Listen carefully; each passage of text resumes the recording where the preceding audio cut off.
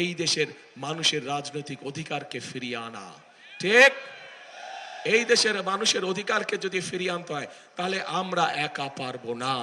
কারণ 2024 সালে 5ই আগস্ট যে পরিবর্তন হয়েছিল সেই পরিবর্তনের কোনো রাজনৈতিক দলের দ্বারা হয় নাই, কোনো নির্দিষ্ট কোনো রাজনৈতিক দলের দ্বারা হয় নাই।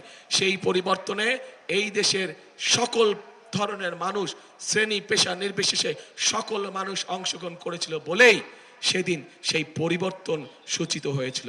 এবং এই পরিবর্তনকে যদি ধরে রাখতে হয় তাহলে প্রিয় ভাই বোনেরা, উপস্থিত প্রিয় ভাই বোনেরা, আপনারা সহ বাংলাদেশের জনগণকে সামনের কাতারে এসে দাঁড়াতে হবে।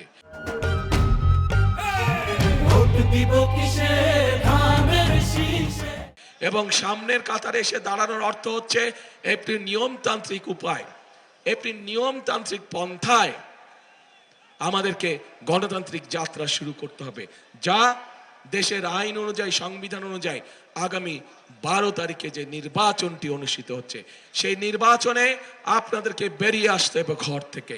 সেই নির্বাচনে ঘর থেকে বেরিয়ে এসে আপনাদেরকে আপনাদের অধিকার প্রয়োগ করতে হবে এবং এই অধিকার প্রয়োগ করার মাধ্যমেই আপনারা সঠিক ব্যক্তিদেরকে নির্বাচিত করবেন যারা আপনাদের এই এলাকার উন্নয়নের জন্য কাজ করবে।